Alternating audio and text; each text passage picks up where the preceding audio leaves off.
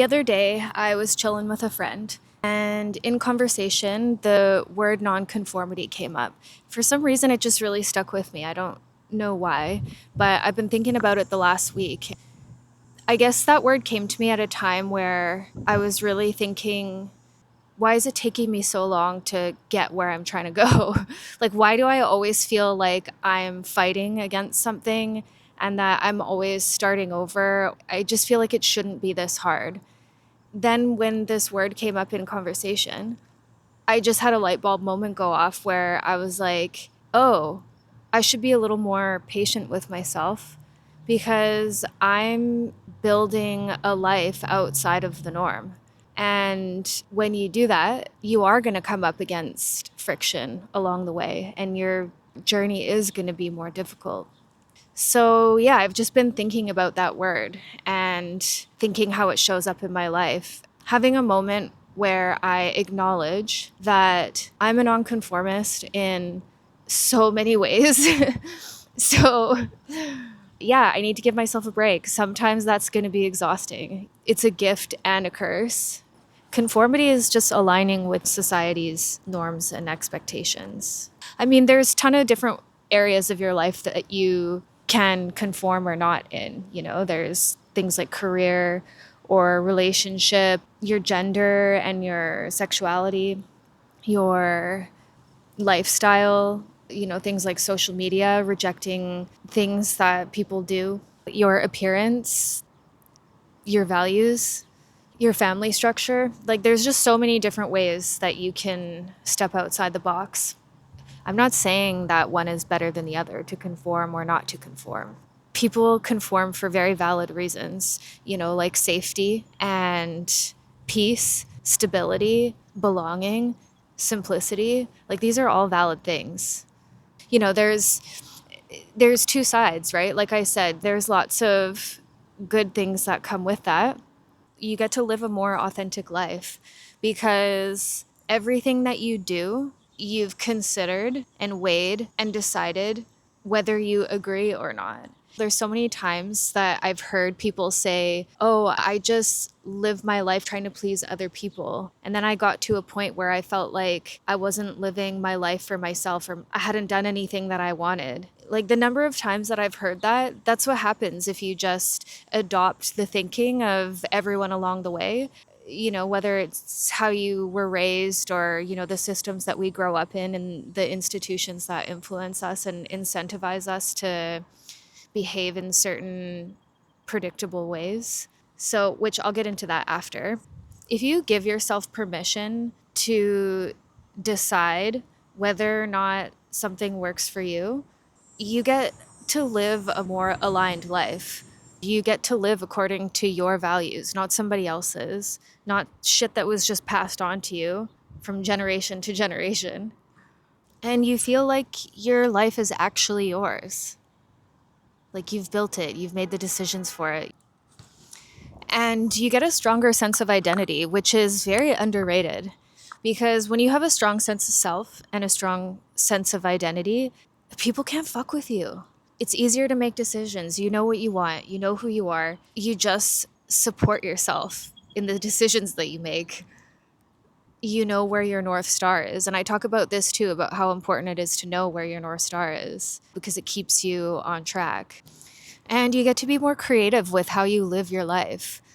Like, if you are just accepting the little box of how you can live your life that's just by default given to us, it's not very big. That's a pretty small world. But if you give yourself permission to step outside of that, you get to be more creative with the possibility of how you want to live your life. I don't know, just how boring is it when you encounter the same script over and over and over again? There's more room for experimentation. I've had a lot of conversations with people where they're like, oh, I want to do this thing. And you're like, okay, well, just do it. And they're like, oh, no, I can't. I just can't. And it's just like, why not? Just do the thing. I feel like that, oh, no, I can't, comes from, oh, no, that's outside of what I should be doing. Oh, I'm too old for that. That's not the type of person I am. Oh, I'm not artistic. And it's like, what if you just gave yourself permission to be those things? Like, who said that that's not possible? It's very self-limiting to not allow yourself the possibility. So I think once you've trained yourself to become someone that has given themselves permission to just do shit, you don't seek external validation in the same way. Like, you don't need it in the same way, because you just learn how to be less influenced by it. Like, if you make choices for certain reasons outside of because that's what you're expected to do, then it just gives your choices more meaning.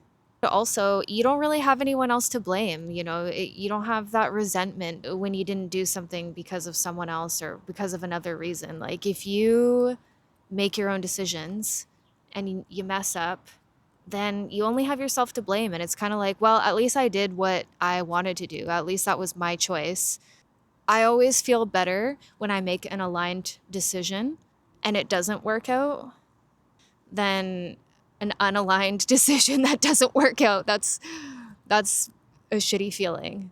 And so on the other side, the dark side of being a nonconformist, it's a lot. It doesn't come for free. It has a cost.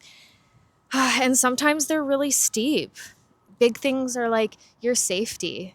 Like, if you're non-conforming, especially with like your gender and your sexuality, you are putting yourself at a safety risk. It's shitty, but it's true. Or if you oppose like certain strong beliefs, then yeah, you put your safety at risk. So it's no joke. And that's what I mean about I don't judge people that conform. It's all good. So, if society is built around these expectations and these expected paths, when you go against that, you're gonna get friction. You're gonna get people disagreeing with you along the way, being misunderstood, looking around and not seeing people that look like you or wanna live like you, not feeling represented in media or in life. You have to deal with isolation and feeling like you don't belong, feeling like a weirdo, feeling like you always got to fight and stand up for yourself, stand up for what you believe in and the fact that you're taking a different way. Like, you have to explain yourself all the time. I mean, you don't have to. You don't have to explain yourself to anyone, but you find yourself in these moments of explaining your decisions to people and why the way that you're living is what works for you, and having to deal with that judgment all the time. And that's what I mean earlier about it just toughens your skin up, like once you're used to not needing to be understood all the time, once you just accept that, like, I'm just a weirdo, people are not going to understand me, it gives you more freedom. You just don't care. I'm almost 40. I've lived my whole life like this. Like, I'm used to it. Another hard part is you have to deal with more uncertainty. You got to deal with some self-doubt.